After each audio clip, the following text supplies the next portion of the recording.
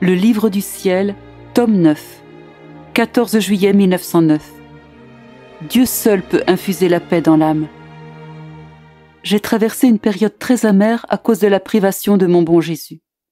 Au plus, il se montrait comme une ombre ou un éclair. Par bout, il n'y avait même plus d'éclair. Mon intelligence était troublée par la pensée suivante. Comme il m'a cruellement laissé. Jésus est si bon, peut-être que ce n'était pas lui qui venait.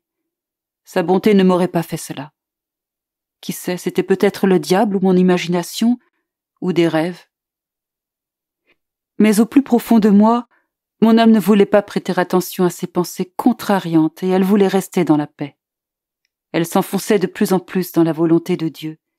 Elle se cachait en elle en y tombant dans un profond sommeil. Et il n'était pas question qu'elle sorte de ce sommeil. Il semblait que le bon Jésus l'enfermait tellement dans sa volonté qu'il ne permettait à personne de même trouver la porte pour y frapper et dire que Jésus l'avait quitté.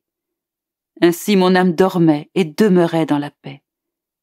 Ne recevant aucune réponse, mon intelligence se disait « Suis-je la seule à vouloir s'en faire ? Moi aussi je veux me calmer et faire la volonté de Dieu. Advienne que pourra, pourvu que soit faite sa sainte volonté. » Voilà mon état actuel.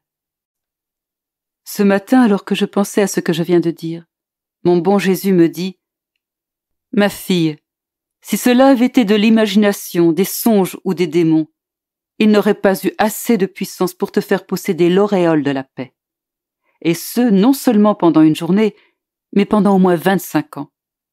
Personne n'aurait pu te faire exhaler ce souffle de paix suave tant à l'intérieur qu'à l'extérieur de toi, sauf celui qui est la paix totale.